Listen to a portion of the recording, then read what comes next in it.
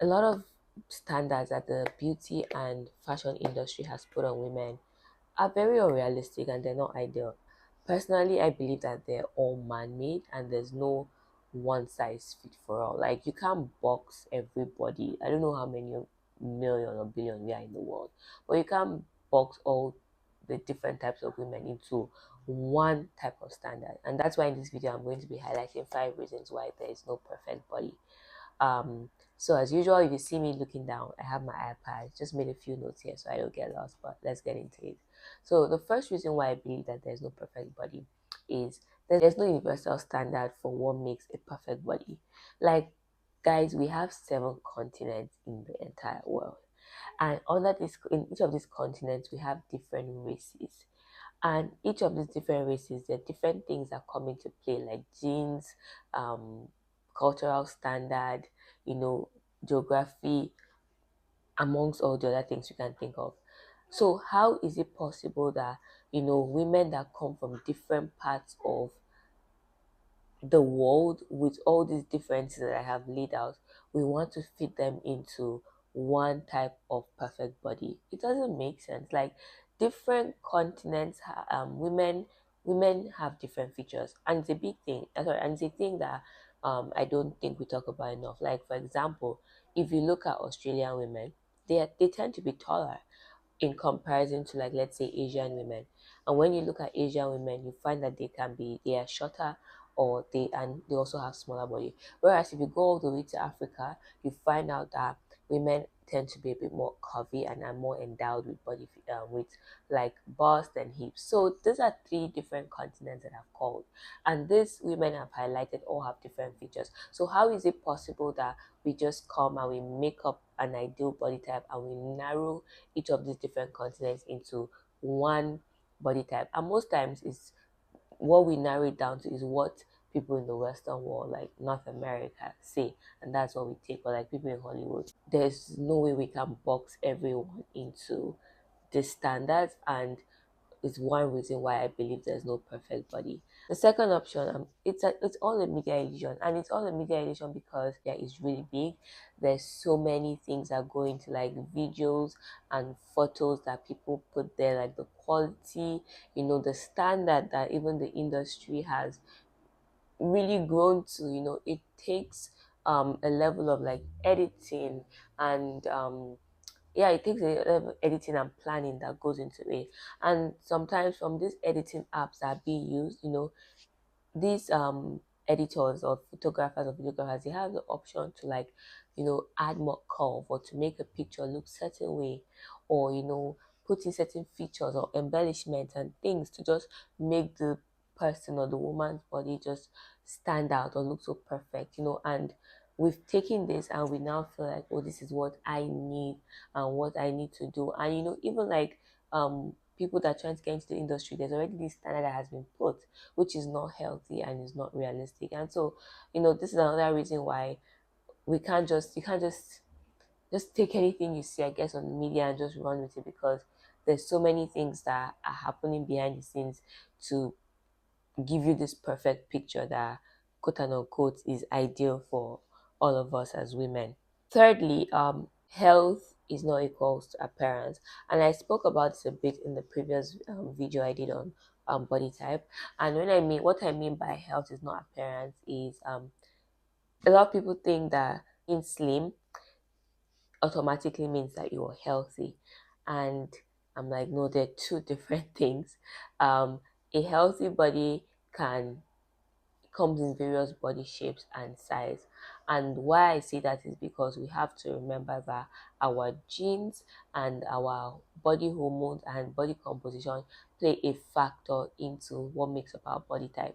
So just because someone is slim does not mean that they are healthy, and just so because someone is curvier or has a bit more body doesn't mean that the person is not healthy. So we have to realize that um these two things are different, and we cannot use your body size or what you weigh, to automatically let you know that, oh, you have a nicer body, or you have a more beautiful body, or you have the more ideal perfect body. Because most times people think that, oh, because you're slim, and then you have, well, because you're slim, then it just means that boom, everything you have means that you are better than someone that's has a bit more body. They don't have, there's no correlation. I'm not saying anyone is better than any, but I'm just trying to paint a picture. So this is another reason why it's just, I think it's not realistic to just focus on, oh, there's an ideal body type. Fourthly, genetics play a big role. I think I've touched on this in a few of the in other points. I look at life this way. There are things you have control over and the things that you don't have control over. Now, when it comes to your body, things you have control over is maybe how you style yourself, your healthy habits to help you make sure that you stay in shape, and also you're taking care of your body. But things that you have no control about are your genes. And why I said you don't have control of your genes, because you don't have control of your family background. You don't have control of the family you came from.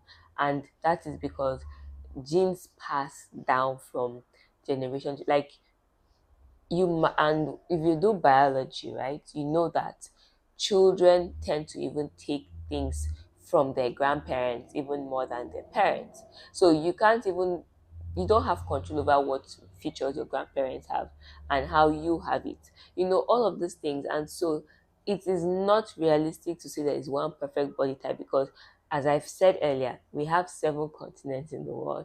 Women come from different types of family and family backgrounds, and there's so many genes at play. So how realistic is it to say only this type of body is the ideal body when we have billions of people in the world? If we have billions of people, so we have to be realistic and think about the fact that our genes play a factor, and that is something that no matter how much we style ourselves, we control, no matter what we do, you don't have control. Like, no matter what you do, that's just something that you have no control over. And so you cannot control the type of body type you would have. Lastly, you know, the idea that there's a perfect body type, it encourages low self-esteem. And these are some of the things that I believe that society has put so much pressure on women, and it is not healthy, it is not realistic.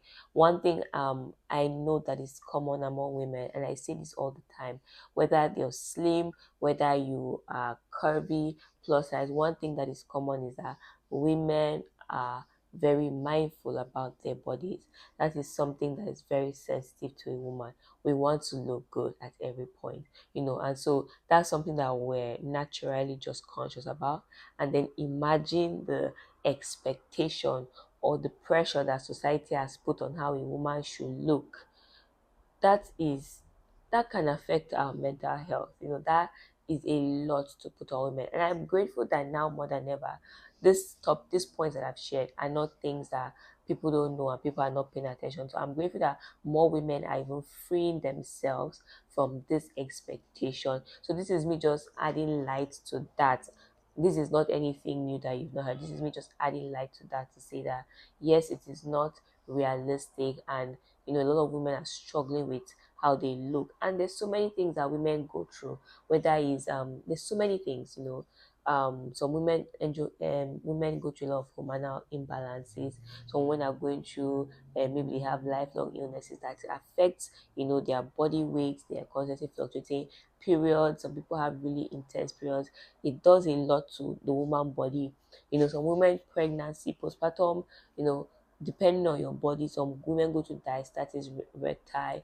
Your body doesn't recover to what it's maybe you're used to eat. So there, all of these things are coming to play, right? There are women who unfortunately having to live with disabilities. So all of these things, and they now imagine the pressure that you have to look a certain way. As women, I believe that it's important for us to um not let society define us by all these standards and expectations, and just free ourselves from what is expected of us, whether it's the way you dress or the kind of body you have, and just do what works for you. Like, give your best, and as long as you're giving your best, then just live in that freedom. And as I always say, like, style yourself, highlighting your best features, and focus on just the best that you have, instead of trying to be something that to be honest, might not be attainable. So these are the 5 reasons why I believe that there is no perfect body. I say this, I've been saying this in almost every video that I've done in this series. Everybody is beautiful and uniquely made, and so it is not possible to fit and box us women into just one certain standard, and so I just pray and I hope that anyone who comes to this video, or even as women in general, that we will just experience healing and freedom from all this standards and just do what is best for us. Whatever you're doing, just focus on your best features, highlight your best features, just focus on being aware of yourself and what works for you. I think that that's truly the best that you can do for yourself, other than trying to fit a certain standard and a certain like expectation. And this is one of the reasons why I'm really one of the things that I really stress and I do with my clients and in just the styling space that I'm in. And lastly, if you want to just style yourself in ways that help you focus on your best quality, or just make you feel like you and you're not falling into pressure, then just click the link in my bio, sign up to my newsletter.